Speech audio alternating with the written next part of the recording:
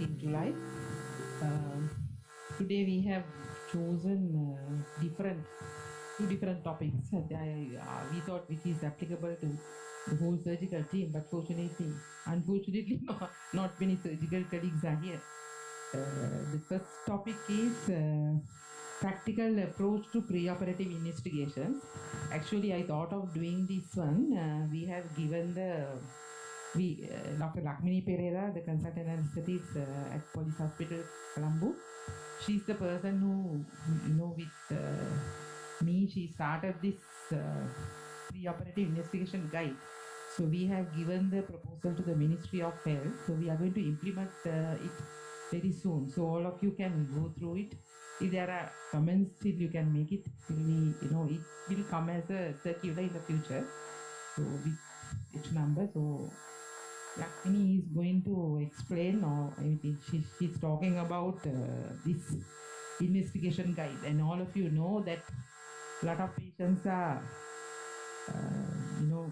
either people postpone as a result of lack of investigations, unnecessary investigations. On the other hand, a lot of patients are getting exposed to unnecessary investigation because without having a guide.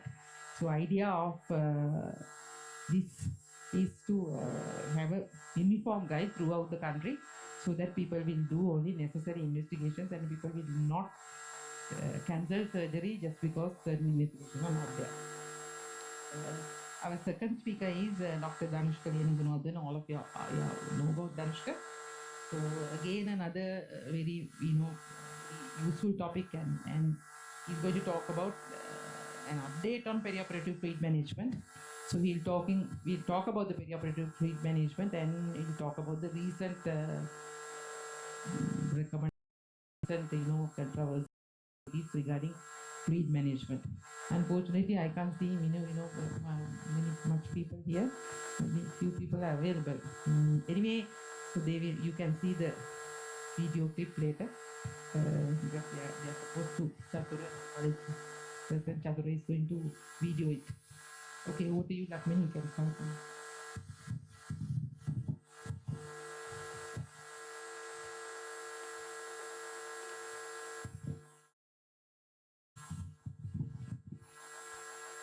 Thank you very much, madam. I think it's easy for me to sit and to do things. And it is considered as a part of anesthetic evaluation. Apart from the clinical evaluation, it determines the fitness for the anesthesia and surgery, and also it identifies the patients at high risk for postoperative complications. That is why we do preoperative investigation. So everybody, starting from the anesthetist, surgeon, as well as the patient, thinks the set of investigation is a must prior to surgery. So these preoperative investigations are divided in two categories: the routine or the screening test and the indicated or the diagnostic test. The ASA Task Force evaluation in 2002, they have defined the routine or the screening test as the test done on the absence of any specific clinical indication or a purpose.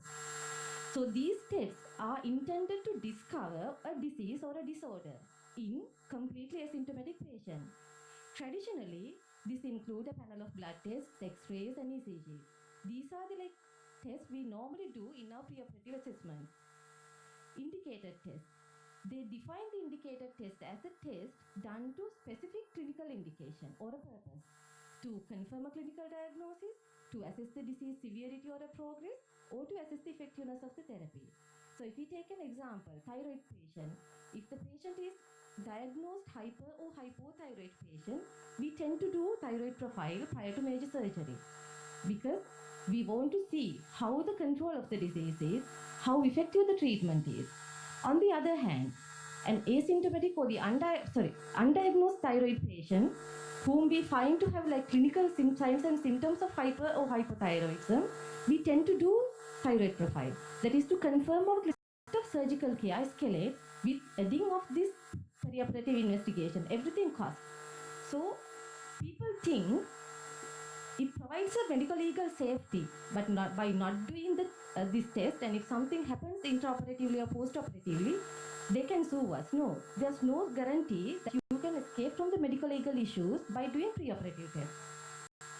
So these concerns led the ASA task force, NICE, AAGBI, whatever these guideline makers, to come out with those guidelines to do the perioperative investigation. They based on the clinical evaluation and the risk assessment, which will reduce, by applying these guidelines, you will reduce the consultations, cancellations and delays of the surgery. So there are thousands and thousands of papers published on the perioperative investigations and the value of it. So most of these publications have stated routine tests provided very little information and which cannot be detected by the clinical history and examination. So most of the things we can detect from the clinical history and examination. Looking back to the history, in early 1940s to 1960s, the preoperative assessment was mainly based on the clinical evaluation, history and examination. Only very selective laboratory tests were done in order to confirm your clinical diagnosis or to exclude it. But with the introduction of the biochemical autoanalyzer in mid-1960s, which made it very easier to have a huge number of tests with a small addition of cost. So it became a passion, doing perioperative investigation, supporting your clinical diagnosis. But any other reason other than the low cost, which made doing this investigation is popular? Earlier they have believed that early and frequent testing could detect the diseases at their early stages rather than coming out with the clinical symptoms. So this practice has equated this. Doing the preoperative testing was equated with the efficient care. Hospitals and clinicians made their own rules. We all have our own rules of doing set of investigation. This particular surgery, this particular patient, we are doing this investigation. So it's a personal practice. And they think voluminous information which should enhance the safety and the safety of the surgical patients and reduce the liability of the adverse effects. So is it the same? This practice continued for years without any scientific basis on the usefulness, with very little consideration of the changing of the cost over the time. During the past 3 decades, this practice has been greatly challenged because of the pure reason numerous publications have come up, because it was so costly when it comes to the health budget. And what does these studies have shown? There are many reports, and out of this study, which was published in 1985, very early study in JAMA, they have pointed out, which is a retrospective review of studies over 2,000 elective surgical patients who underwent series of tests prior to surgery. Out of those, only 96 tests revealed abnormalities. Out of those 96, it's only 10 which could not be determined by the clinical history and examination. Out of those 10, only 4 were actually clinical significant and has changed the perioperative outcome or the anesthetic management. This finding is similar to the adults as well as to the pediatric group. There are numerous subsequent studies followed this Kaplan study involving ambulatory or inpatient surgery demonstrated that the frequency of abnormal test results in an asymptomatic patient is very low. Out of this very low population, 60 to 75% of them would have not required any test guided by clinical evaluation. The clinical test was abnormal, but if you assess the patient clinically, 60 to 75% of them were clinically completely normal. Even in the very elderly patients who are at higher risk of perioperative mortality and morbidity, the ultimate benefit of doing tests routinely on their surgical procedures is doubtful. In a multicenter trial involving more than 10,000 cataract patients, reported the incidence of postoperative adverse events and the death were same, whether you have done the preoperative investigations or omitted it. And studies on another ambulatory surgical patients who were on perioperative investigations have shown no adverse effects on postoperative outcome as a result of omission of tests. Whether you have done the test or not, the outcome was same. So a health technology assessment systematic review has given a conclusion saying that routine screening laboratory test, biochemical test, will provide wide range of abnormalities even in the healthy adults. So the clinical significance of these abnormalities and the usefulness is doubtful when it comes to and it's very rarely influence on the management. And there's no evidence to say the routine test either improved or worsened the postoperative outcome. Similar with the ECG and the chest X-ray. If you take the chest X-ray, finding an abnormal chest X-ray varies from 10 to 50%. It's a huge variation. But it's very rare that they have affected our perioperative anesthetic management. Similar to ECG, abnormal findings was very high, but the anesthetic management was affected less than 5% of the cases. So these results and other published data clearly shown us performing set of just investigations on routine basis without any indication produced very low abnormal findings and contributed significantly to the health cost. Because there are its own shortcomings and issues with those tests. Laboratory tests can ensure definitely to the optimal patient care, the patient condition, but routine tests have their own shortcomings. First thing is these tests ordered in the absence of clinical indication they can't predict postoperative outcome. They can't predict intraoperative complications. They are seldom of influence in the anesthetic management. So routine tests, do we have to do it? Do we have to continue the practice?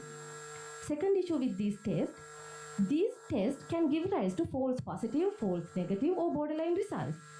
Because in another slide I'm explaining, the reference range or the normal range given by these laboratory values are arbitrary with this 95% confidence interval. So there's a 5% of population who can have normal results where the patient is abnormal. Similarly, like vice versa, the clinically normal patient can have 5% of these clinically normal patient can have abnormal results, and clinically which we couldn't detect abnormalities, but they can have normal results. So there could be false positives or false negatives. So if you get a false positive report, repeating investigation over and over again to check whether this report is correct will give additional burden to the economy and sometimes the postponement of the surgery. In the same way, false negative result will give you a false sense of security. Frequently, the abnormalities detected on these tests, are we really following sometimes? Major surgeries, yes. Moderate to major surgeries, yes. But doing those tests and finding some abnormality in a minor case, are we really following up this or like investigating further? So we just sometimes we carry out with our clinical decision making and do the surgery. So then why we are doing it? So it's a question. And abnormalities detected and you are not acting over it, yes, definitely if something goes wrong, you can be sued in medical legal background. So it is it is worse than you are not doing the surgery test before. So it's a time to change our practice of ordering perioperative investigation. But still there are some areas where there's no clear evidence in literature because of the lack of randomized control trials, prospective control trials. And the other issue is the postoperative complications are very rare due to this not doing preoperative investigations. But there are enough literature to say screening tests without indication is a waste. So based on the available clinical literature, there are some consensus that only selective tests should be done. Whatever investigation you are doing has to be based on the clinical evaluation, the health and the medical status of the patient, the medication that the patient is taking, the risk and the invasiveness of the surgery, and the potential blood loss. So your investigation has to be guided depending on these issues. And if you have a specific clinical indication that may increase the perioperative risk, influencing your anesthetic management or the surgical management, then it is a must. You have to do the preoperative investigation. But in healthy patients who are undergoing category 1 surgeries or minor surgeries, they don't need any preoperative investigation. Or if the patient is that healthy patient is, say, one patient undergoing moderate to severe invasive surgeries, they may need few basic baseline investigations indicated by the surgical and the anesthetic management. Depending on the result of that, the further investigation will be indicated. In older patients with their medical diseases and their health status, you can do basic investigation more than the healthy young adults. But age is not an indication for you to do more investigations routinely. ASA status and the risk of surgery are considered better than the investigation values in predicting the postoperative outcome. And the physiological age, ASA status, and the overall health condition should be regarded just rather than the chronological age in determining doing the preoperative investigation. So when we are doing a test, there are a couple of things of a test which will make it suitable test for the preoperative investigation, the relevance. So if you are going through a major surgery, which has a risk of blood bleeding, and then you are you are bound to do some surgery. So the relevance of investigation to your surgical procedure as well as the anesthetic procedure, you have to think about it. Second, the normal value. This is what I said. So all the normal values given by the laboratory, there is like 95% confidence interval. So there's a 5% where you can get false negative and false positive values. And in a published data, they have estimated saying that ordering 10 independent tests in a healthy person, there's a 40% chance that one test result can go abnormal by random chance alone. So therefore, to determine the validity of the report, you have to always correlate it to the clinical condition of the patient. Third, the sensitivity, specificity of the test as well as the prevalence of disease. So these are routine tests or the screening tests. We do this test to find out a disease or screen out a disease. So what is the point of screening out a disease which has a very low prevalence in the country, which has a very low prevalence in the society or that particular group? So if you are working in Northwestern province or Uva province, where the thalassaemic trait is high, thalassaemic condition is high, yes, doing some tests to trace the thalassaemic patient has some validity. But doing it in some areas where there are very low prevalence in thalassemia is not applicable. Since I have worked there previously for 4 years and moving to another area, to my routine practice, adding those investigations to my routine practice is not applicable. For an example, when you try to donate blood in UK, USA or in European countries, they will screen all Asian people against malaria antigen, because their people, they don't have malaria antibodies. So if they screen Asian people for malaria antibodies, because we have very high prevalence, but they don't screen their own people for malaria antibodies. So that is the idea of this. So if you are thinking of screening a disease, think about the prevalence of the disease of the area or the relevance of it. Then obviously the cost of the test. The amount of money which can be saved by selecting the test is huge, especially a country like ours and people like ours. And you have to assess the risk versus benefit of doing the particular test and not doing it. So because of all these circumstances, there are a set of guidelines and recommendations of the protocols to do preoperative investigations. These variations, because there are huge variation among hospitals, institutions, and among clinicians of the same institution of ordering preoperative investigations.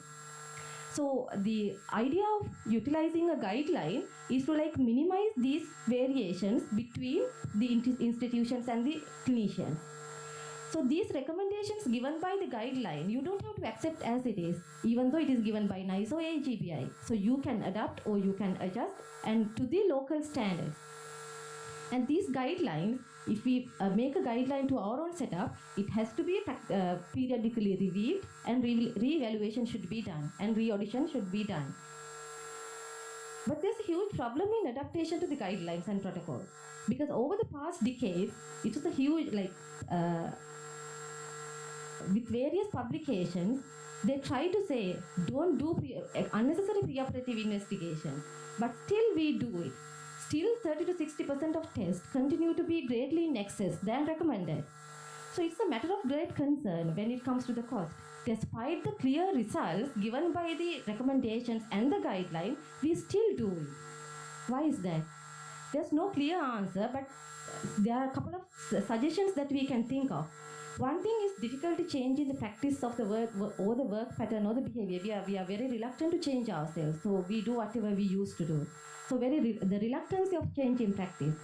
The fear of cancellation of the surgery. So if I can remember, as an intern house officer, we tend to do all the investigations, whichever I can think of, thinking that the anesthetist MO who is coming the next day prior to the surgery, if she asks, so where is this investigation? If you don't have that investigation, they will cancel the surgery. So fear of cancellation. Missing some important information during clinical evaluation. Sometimes we think, okay, we can grab some information by doing the investigation and the institutional requirement or the guideline. And the fear of litigation, even though this doesn't apply to our country to a major concern, but this is a major concern in abroad. The habit that is passed down through successive generations to the junior staff. What we tend to do is the things that our seniors tend to do. So we have to change our thinking pattern. Even though my senior consultant is ordering this particular investigation to a minor surgery, do I have to do the same thing? And the last one, the reluctance of anesthetists to cancel the investigations ordered by the surgical colleague. So if you take off this surgical part, if somebody else has ordered some investigation, so we are reluctant to cancel, okay, this is not needed. So this reluctance also plays a part why these preoperative investigations are ordered in excess. So it's a joint workforce or the joint responsibility of the physicians, intensivists, anesthetists, and the surgeons. Everybody together should join to change this practice. So they have to make sure, or we have to convince the clinicians that there's very limited value and unnecessary cost of screening test. This screening test can provide there's a very limited value, and it causes unnecessary cost by doing this unnecessary investigation.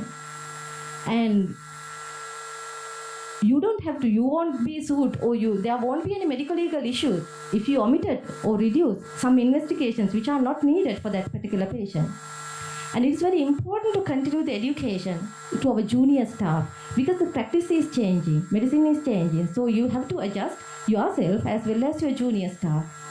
And we have to make consensus among the consultants about the change in practice worldwide. And we have to establish the more structured approach, especially pre-anesthetic assessment clinics, where the anesthetist see the patient. And he or she is a person who sees the anesthetic risk, surgical risk together along with the patient risk. So he or she, the anesthetist, is the best person to determine about the preoperative investigation or the rational use of preoperative investigation. So there are various guidelines and studies, AGBI, ASA Task Force Evaluation, and the NICE. NICE guideline, this was published in 2014, and this gives a very handy, eye-catching, just single page guideline for ordering preoperative investigation, which they call traffic light tables. So you can see, so they in this NICE guideline, they categorize the preoperative investigation according to two: the ASA status and the category of the surgery.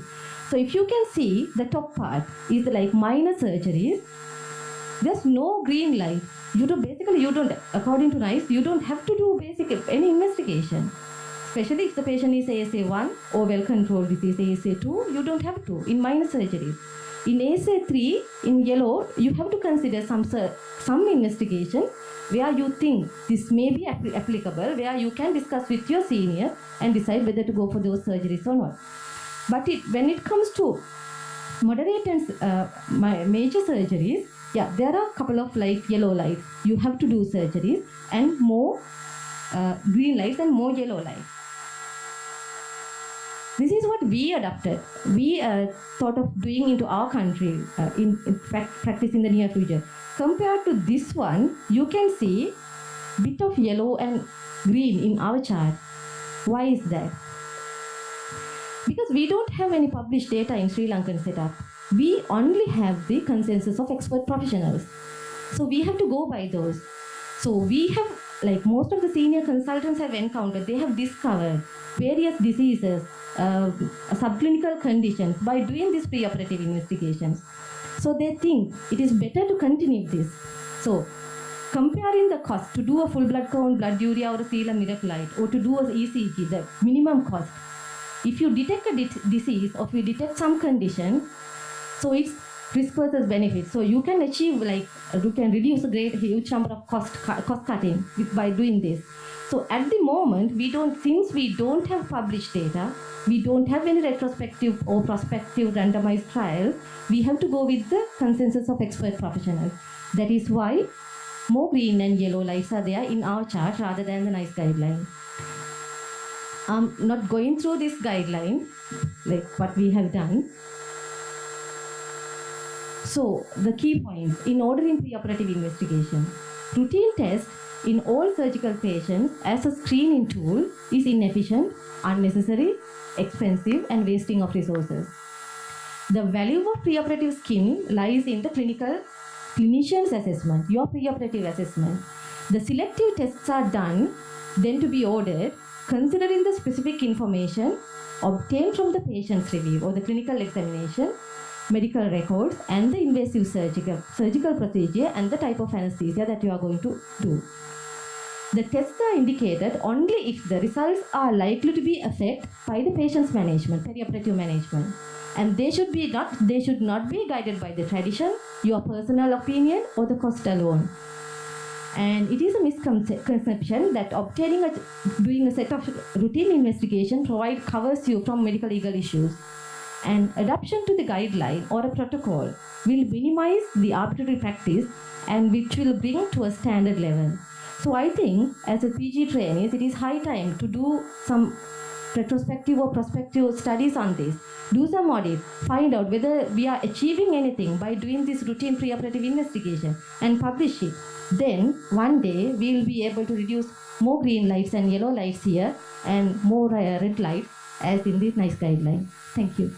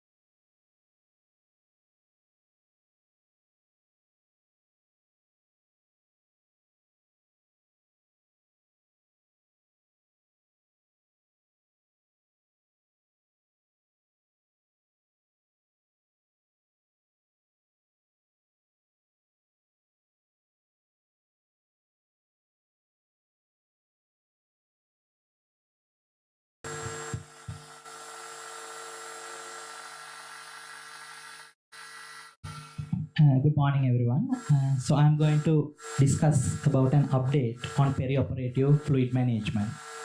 This has been a topic for a long debate. There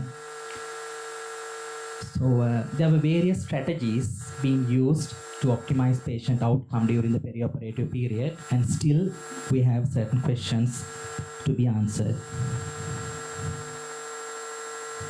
So why this topic is important? As we all know, there's some requirement for fluids during the perioperative period. Patient comes with some deficit, there's a maintenance requirement, and there's ongoing loss, and there can be fluid shift between compartments. So therefore, patients undergoing major surgery require certain amount of fluid. On the other hand, improper fluid management during perioperative period have shown to have adverse outcome. So I'm sure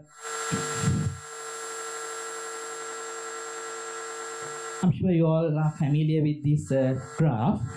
So either extreme, hypovolemia or hypervolemia, is detrimental because hypervolemia causes reduced vital organ perfusion, ischemia, and organ dysfunction. On the other hand, if we overload the patient with IV fluids, that can cause interstitial edema, and then again at microcirculatory level, reduce perfusion and adverse outcome. So we should have strike a balance and try to achieve the optimum volume status, which is a challenge.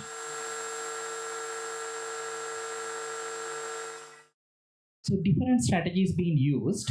Initially, people have given liberal amount of fluids with certain preset volumes per kg per unit time.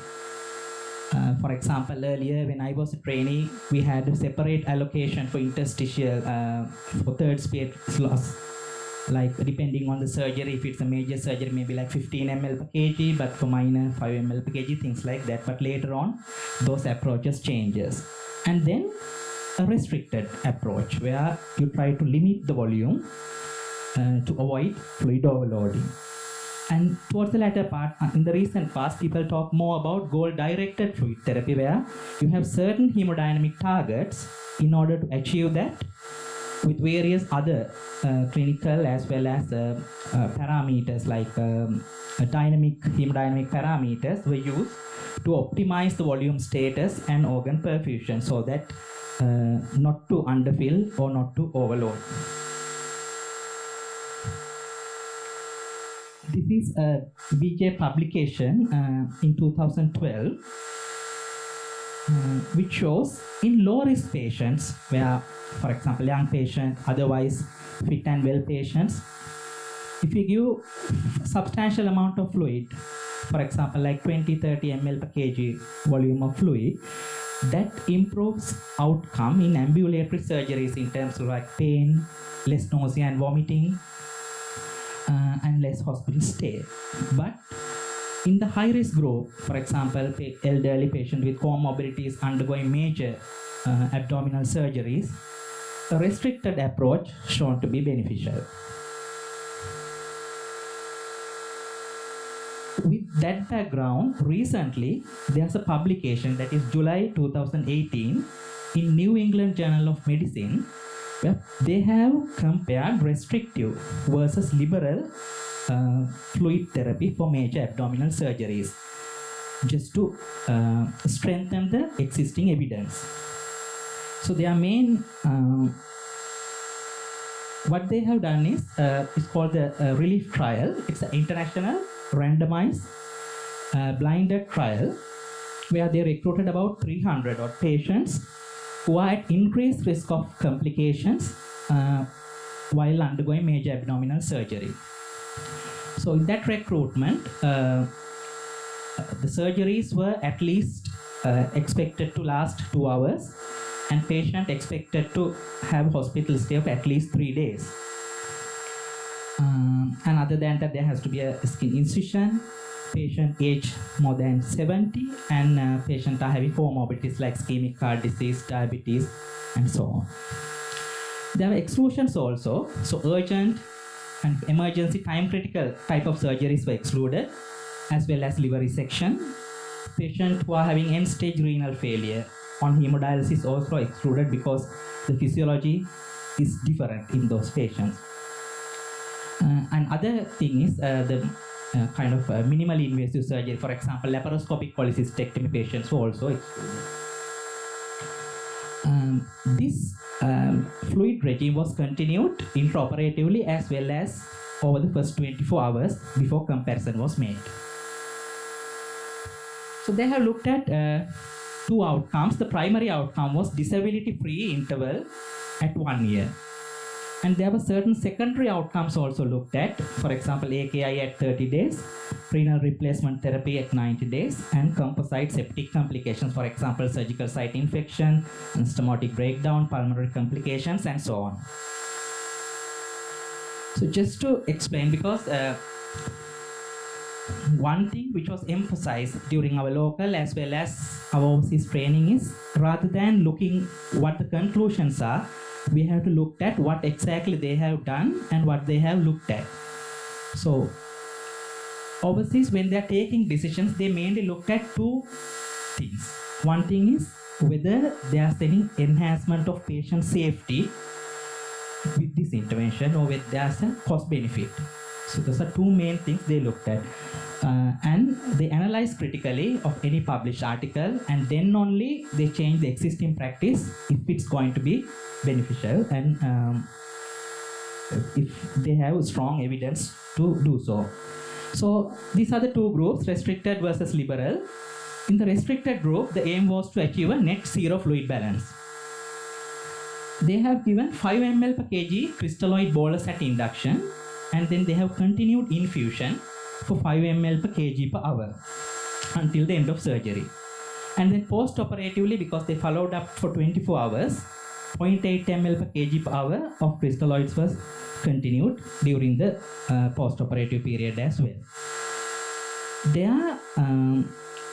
If there was a hypotension in the absence of hypovolemia, the emphasis was to give vasopressors rather than fluids. So the total volume of fluids they received was about 50% from that of the liberal fluid group. On the other hand, you can see it's almost like double. They had a 10 ml of kg fluid bolus at induction, 8 ml per kg per hour of infusion during surgery, and 1.5 ml per kg per hour of fluids post-operatively for the first 24 hours. I'm sorry, the slide may not be very clear, but if I were to tell what's basically there, so during surgery intraop, so median intraoperative fluid administration, it's about 1.6 liters. If you look at here, it's about so it's about 1.6 liters, whereas it's about 3 liters in the liberal group.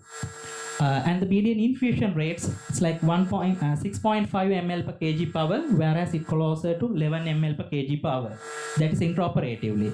And post-anesthesia care unit in the recovery also, it's about 160 ml they have received, whereas 300 ml of crystalloid in the recovery in the liberal group. And post-operatively, up to first 24 hours, again, more or less the double the volume the liberal group received.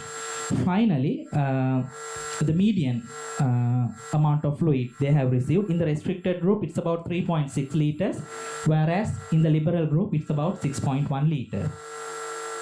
So they have nearly achieved their target.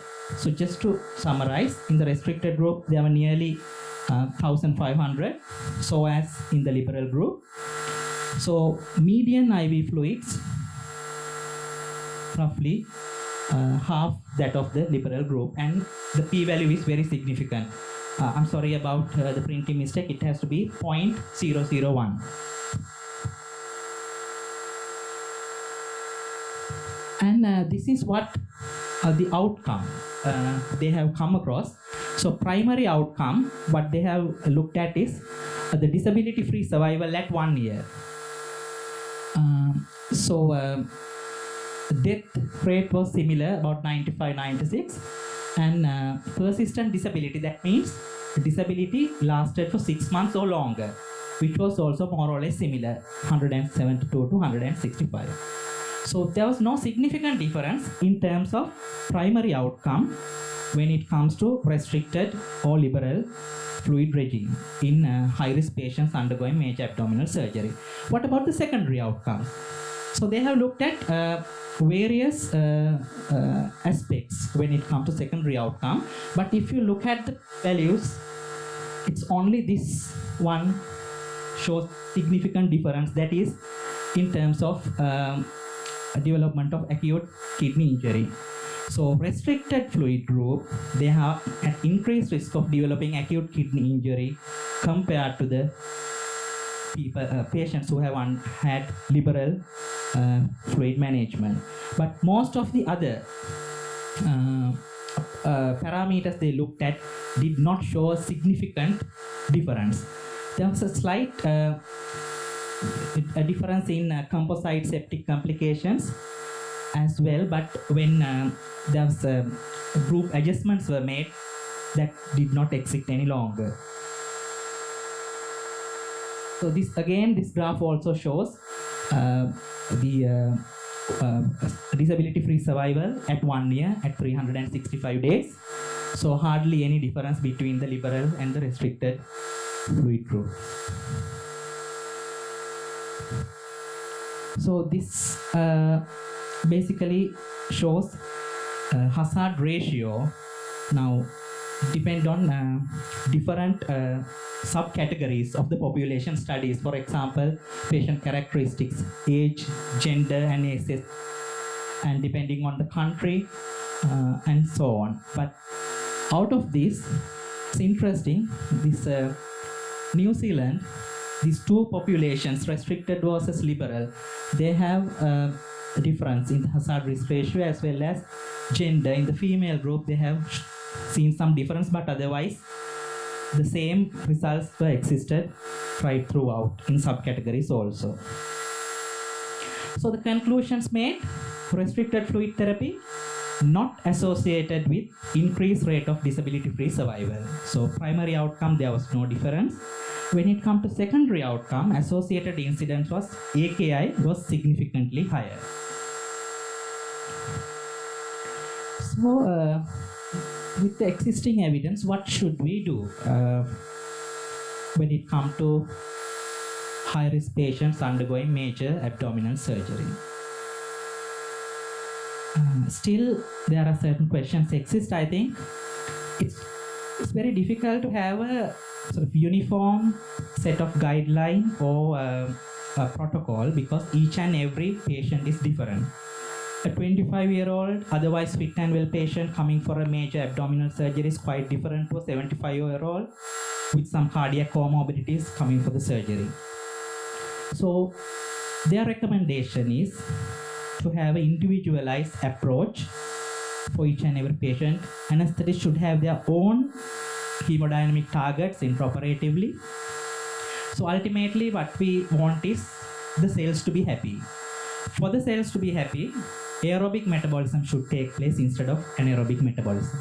For the aerobic metabolism to take place, we have to have adequate oxygen supply to the tissue level, for which we have to ensure adequate hemoglobin, good oxygen saturation, and a reasonable cardiac output, for which fluid management plays an important role.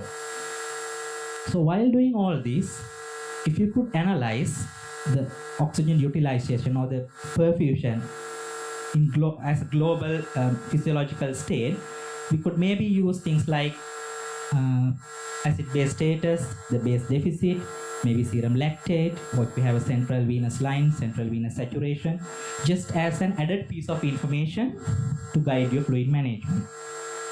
And there are other tools also that can be used. For example, cardiac output monitoring, minimally invasive esophageal Doppler technique, transesophageal echo. But then again, it depends on your familiarity with the technique and whether the facility is available and so on. So generalized guidelines, it's difficult to provide therefore. So that's all I have to say. I mainly focused on the the recent published article when it comes to because when I went through the literature, most of these articles which published with regard to fluid management, which we have already discussed during our senior registrar forums. So I thought just to add something to the existing evidence. Any questions?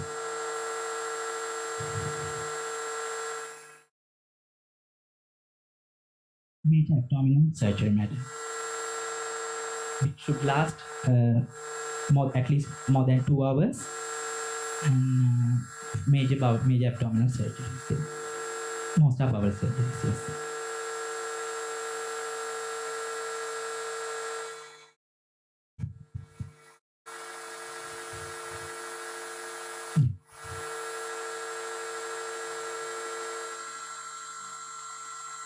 What they, yeah,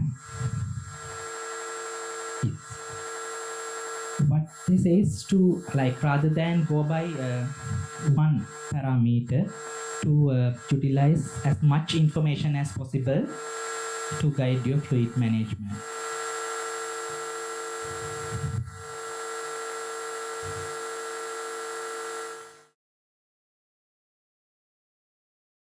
Yeah.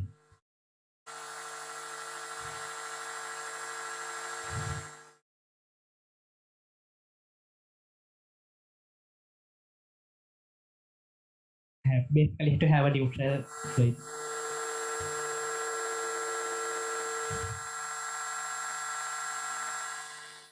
Yeah.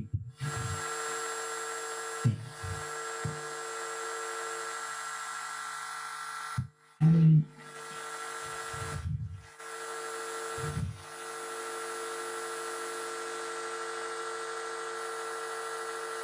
5, yes, madam. So the thing is, even these categories like restricted, there's no proper definition.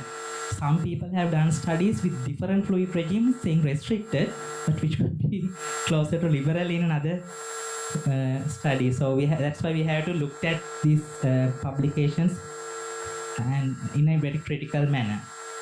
And other thing is like it's difficult. I'm a bit cautious making statements in an era where people are so obsessed with evidence-based medicine.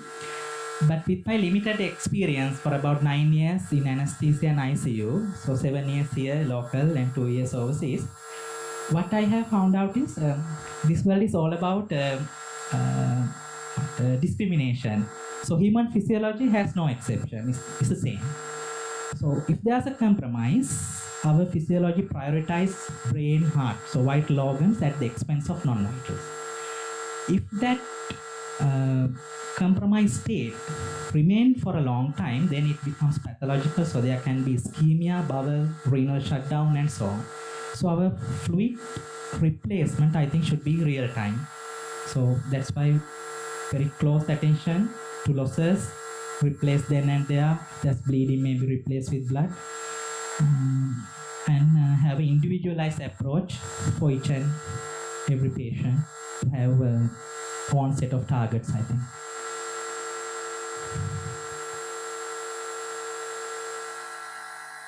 Yeah.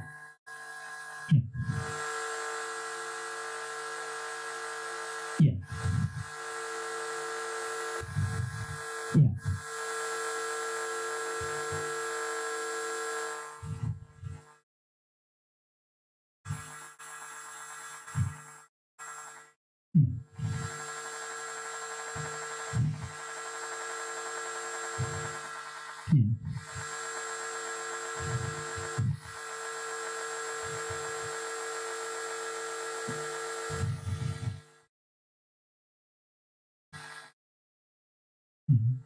Here they say, madam, for hypertension, if we are confident that there's no hypovolemia existing, to go for a vasopressor. But I think it's overall like hemodynamic management. So your preload, rate, rhythm, contractility when it comes to heart, and the afterload. So those are the 5 parameters we are manipulating. So fluid plays an important role in terms of preload, but we have to consider other aspects as well.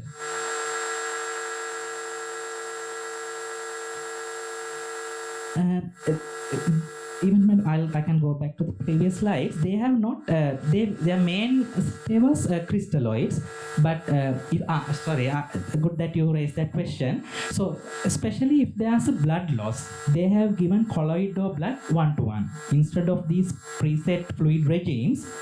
For ongoing losses of blood, they have given blood or colloid 1-to-1 in a 1-to-1 ratio.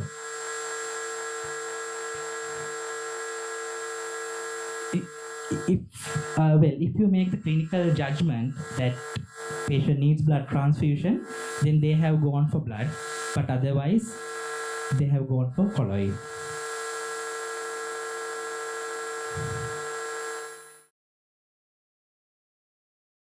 It is they have used gelifusine.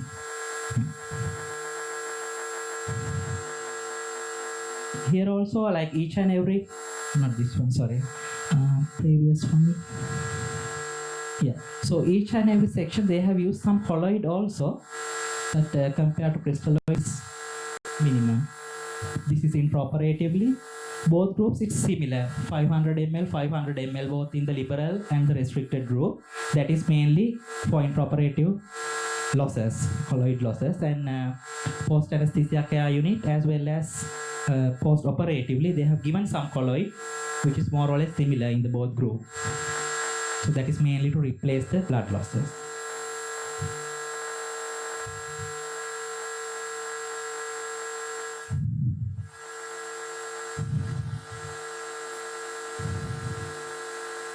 Let's just say line.